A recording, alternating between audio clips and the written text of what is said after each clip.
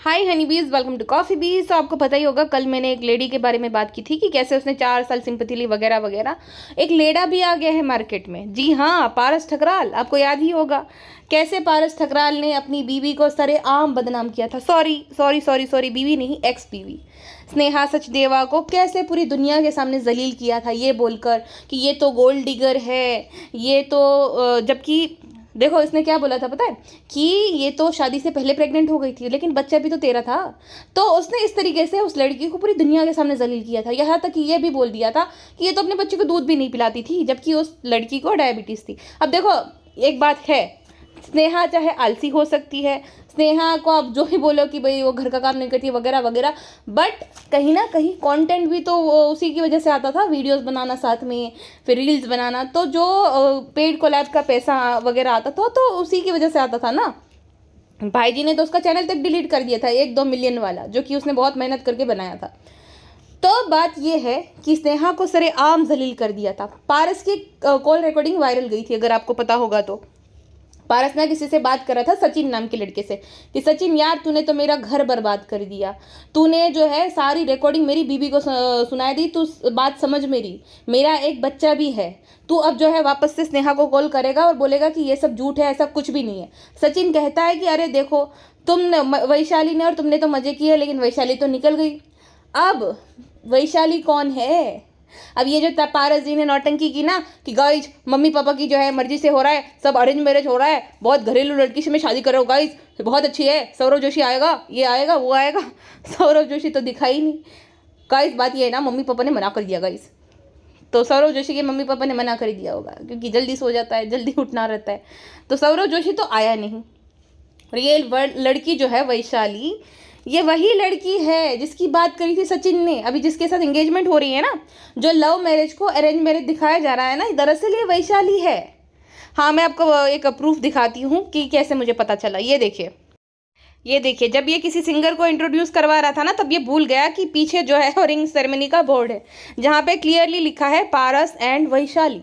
तो ये वैशाली वही है जिसकी बात हो रही थी, जिसकी वजह से इन लोगों की शादी टूटी थी, क्योंकि सचिन ने यही बोला था कि वैशाली तो निकल गई। फिर ये बोलते हैं अरे मेरा तो कुछ ऐसा लेना देना नहीं है, जबकि सीन था।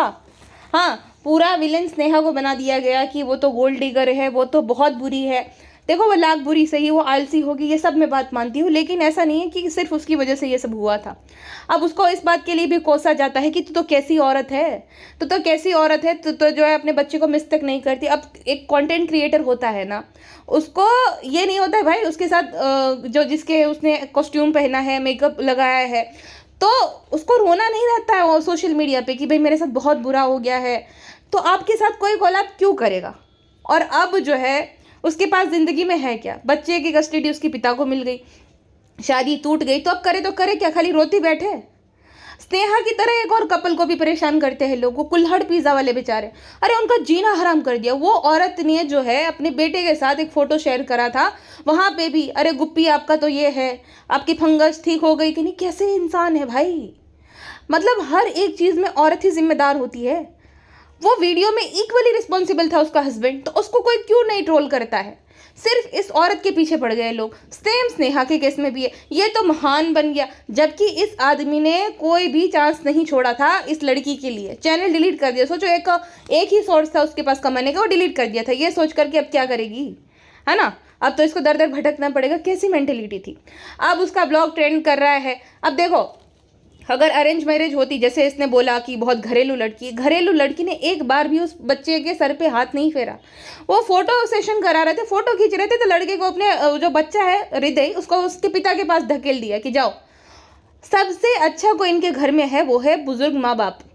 उस टाइम पे जब स्नेहा थी तभी भी वो जो है बच्चे को उन्होंने ही पाल पोस कर बड़ा किया, और अभी भी बच्चा उन्हीं के साथ सोता है। तो ये जो डैडी नंबर 1 बना फिरता है मिस्टर पारस ठकराल, ये बच्चे के लिए माँ नहीं ला रहा है, खुद के लिए बीवी ला रहा है, अपने लिए। भाई उसमें कोई दिक्कत नहीं, हर किसी को जिंदगी में आगे बढ़ने का हक है, बट ये झूठ क्यों बोलना कि घरेलू लड़की है, अब तो मैं सब कुछ सोच समझ के करूँगा। और ये मास्क क्यों लगाया? स्नेहा ने कल एक स्टोरी पे बात शेयर करी थी कि मैं ना कल दूध का दूध पानी करूंगी। फिर उसने वीडियो अपलोड नहीं किया। उसने बोला तो था, लेकिन उसने कोई वीडियो अपलोड नहीं करा। शायद से किसी ने समझाया होगा, या तो पता नहीं क्या हुआ होगा, उसने अपने साइड से कोई भी वीडियो अपलोड नहीं करा। बात ये है कि ये कोई अरेंज मैरिज नहीं है, लव मैरिज है, और इसी वजह से इन लोगों की शादी भी टूटी थी।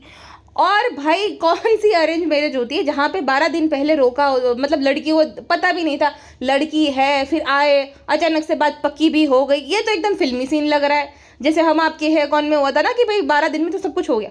कौन सी लड़की भाई फ़ोन आते ही पसंद भी आ गया, और वो लड़की लग रही है 24-25 साल की। कौन सी लड़की जो कुंवारी लड़की होती है, एक बच्चा जो कि 5 साल का है, एक पुरुष के साथ कौन शादी करेगी जो कि एक बच्चे का बाप है? कोई नहीं करेगी। और माँ बनने भाई किसी एंगल से लग रही थी वो घरेलू लड़की, और बच्चे के लिए शादी नहीं कर रही, वो पारस के लिए कर रही है, क्योंकि वो पारस से प्यार करती है। उसमें कोई गलत नहीं अगर कोई किसी से प्यार करता है तो। अगर शादी में दिक्कत है तो इंसान अगर डिवोर्स ले ले तो उसमें भी कोई दिक्कत नहीं। दिक्कत क्या है कि झूठ बोलना कि अरेंज मैरिज हो रही है, एक लड़की को दोषी ठहरा दिया ना। और लड़की को आज भी लोग गालियाँ दे रहे, तू तो कैसी है, मतलब कितनी गंदी गालियाँ देते हैं कि मैं बता भी नहीं सकती आपको यहाँ पे। हाँ, उस लड़की को तो बेचारी के कैरेक्टर की ऐसी तैसी कर रखी है सोशल मीडिया पे, जो इनके फैंस है या तो जो भी है, तो उस लड़की को क्यों हमेशा ट्रोल किया जाता है। अगर स्नेहा बाई चांस पहले शादी करती तो लोग भाई सोशल मीडिया के उसकी धज्जियां उड़ा देते कि ये तो है ही ऐसी, ये तो बच्चेलन थी इसीलिए इसने शादी तोड़ी होगी, है ना। लेकिन अब जो कि सब लोगों को सच समझ में आ रहा है, तो भी कुछ लोग तो अभी भी अरे वाह डैडी ऑफ द ईयर, काहे का डैडी ऑफ द ईयर? वो कौन सा बच्चे को संभाल रहा था? बच्चे को माँ बाप का दोनों का प्यार उसकी दादा दादी के द्वारा ही मिल रहा था, और आगे भी मिलेगा। I am 100% sure.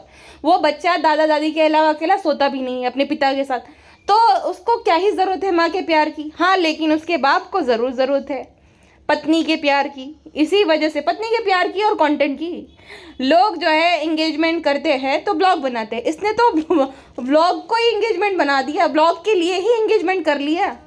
हाँ, तो ये है पारस जी। सोचो इसने अपने हनीमून तक का, हनीमून नहीं फर्स्ट नाइट का ब्लॉग बनाया था कि आपको बताइए होगा, मुझे याद दिलाने की ज़रूरत नहीं है, जहाँ पे वो स्टेज पे स्नेहा बैठी थी। फिर तो उसने डिलीट कर दिया, नाइट आउट विथ वाइफ ही कर दिया, वरना सुहागरात ब्लॉग ऐसा करके इसने ब्लॉग अपलोड किया था। इतना इसको कंटेंट की भूख है। और अभी भी अब इसने जो है ये अदनान से कॉपी कर लिया। अदनान ने अपनी बीवी को मास्क लगाया था ताकि आइडेंटिटी रिवील ना हो, सेम इसने भी करा।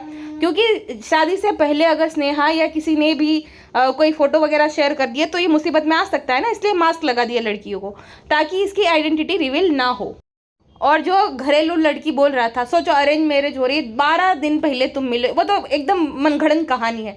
मतलब क्या होता है पता है, अचानक से इसका ब्लॉग आता है कि एक नई खुशखबरी, नई शुरुआत ऐसा करके। फिर उसके माँ बाप को, वो माँ बाप बेचारे बूढ़े हैं, उनको क्या ही पता है, तो उनको बैठा के बोलते हैं कि क्या मुझे आगे बढ़ना चाहिए वगैरह वगैरह, तो वो बोलते हैं हाँ आगे बढ़ना चाहिए। फिर अचानक से लड़की देखने जाते हैं, उसी दिन सेम डे जो है उसके कंफर्म भी हो जाता है, जबकि उसके माँ बाप को किसी को नहीं दिखाया जाता, लेकिन सब कुछ कंफर्म हो जाता है कि हाँ हमें रिश्ता मंजूर है। उनके साइड से कॉल आता है। अब जब रोका हुआ 12 दिन में, तो ये मेरे गले से ही नहीं उतर रहा कि इतनी जल्दी हो कैसे गया। और एंगेजमेंट होती है ना तो लड़की के वहाँ पे होती है, लड़के की तरफ से नहीं होती है। यहाँ पे लड़के की तरफ से हुई है और पूरा हॉल खाली, सिर्फ पारस के दोस्त है और घर वाले, ना उसकी बहन के ससुराल वाले जो कि कोमल है ना उनके ससुराल से कोई है, कोई भी नहीं दिख रहा, ना इस लड़की के माँ बाप या तो इसके फैमिली से कोई है। विच मीन्स कि ये जो है ये लव मैरिज है, अरेंज मैरिज तो बिल्कुल नहीं है। और अभी भी मैं बोल रही हूँ गलत बात नहीं है, लेकिन ये झूठ क्यों बोलना। आजकल हर ब्लॉगर अपने आप को महान दिखाना चाहते हैं। एक अपने आप को मदर इंडिया दिखाना चाहती है, एक अपने आप को फादर इंडिया दिखाना चाह रहा है। अरे भाई कुछ नहीं है, ये हर किसी को आगे बढ़ने का पूरा अधिकार है अपनी ज़िंदगी में। लेकिन ये जो है ना बच्चों की आड़ में हो रहा है सब चीज़ें, कि बच्चे को, हृदय को माँ का प्यार मिलेगा। गाइस, हृदय को माँ के प्यार की ज़रूरत नहीं है, तुम्हारी मम्मी के द्वारा उसको खूब माँ का प्यार मिल रहा है। हाँ, और भाई अगर तुम्हें खुद के शौक पूरे करने हैं तो क्लियरली बोलो कि नहीं प्यार था वगैरह वगैरह, है ना। इतनी खुशी में दोनों नाच रहे। सोचो घरेलू लड़की और अरेंज मैरिज में लड़की होती इतना नाचती खुल के, ये तो इतने घुल मिल गई 12 दिन में। अरेंज मैरिज है तो भी, रिश्तेदारों ने रिश्ता लगवाया तो भी, और ये चाहता है कि इसकी स्टोरी हम मान ले।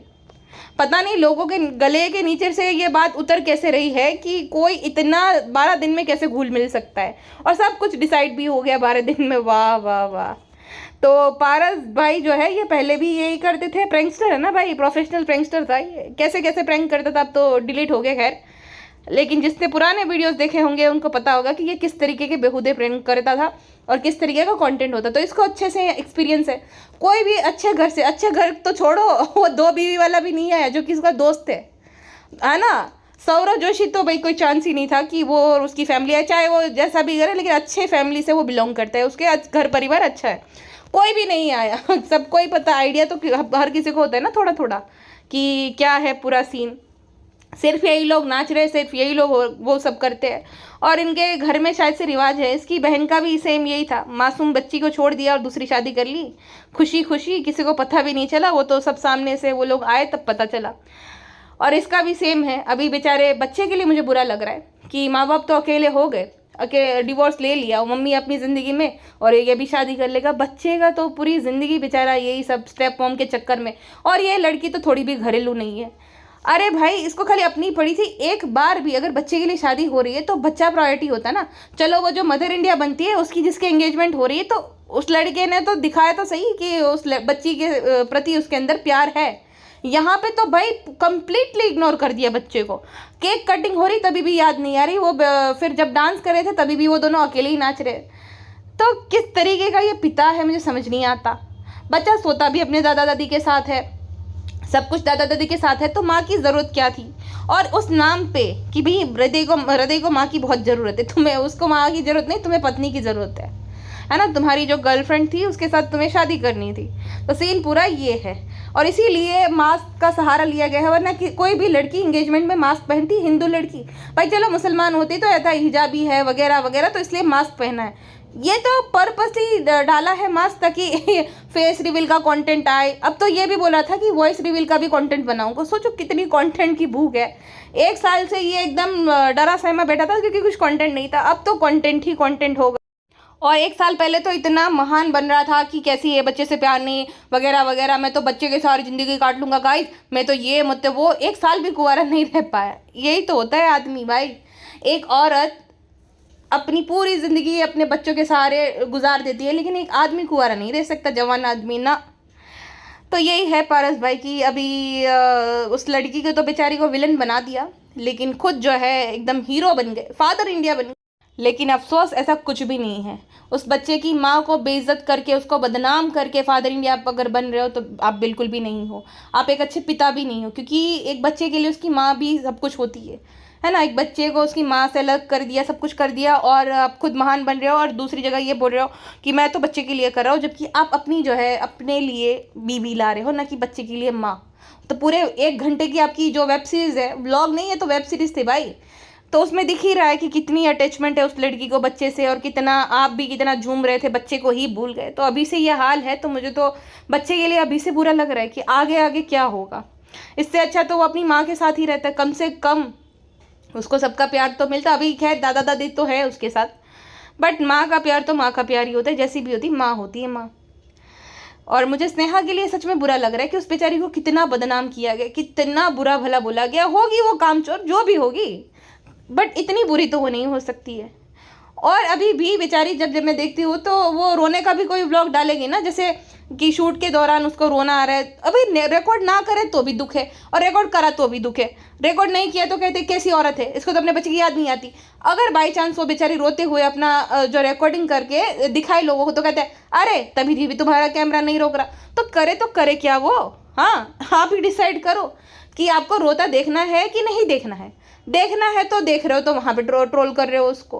तो मुझे जेन्युइनली उस लड़की के लिए बुरा लग रहा है कि कितना उसे कोसा गया, कितना उसको बुरा बोला गया। कस्टडी भी उसने खुशी खुशी दे दी कि चलो ठीक है, वो अपने दादा दादी और पिता के साथ रहेगा। लेकिन अफसोस देखो, अब देखना दिलचस्प होगा आगे आगे होता है क्या। और पारस जी जैसे वो लेडी कर रही है, अरेंज मैरिज दिखा रही है, वैसे पारस दिखा पाता है कि नहीं। फिलहाल के लिए बस इतना ही, मिलते हैं नेक्स्ट पॉडकास्ट में। अपना ध्यान रखिएगा, बाय बाय।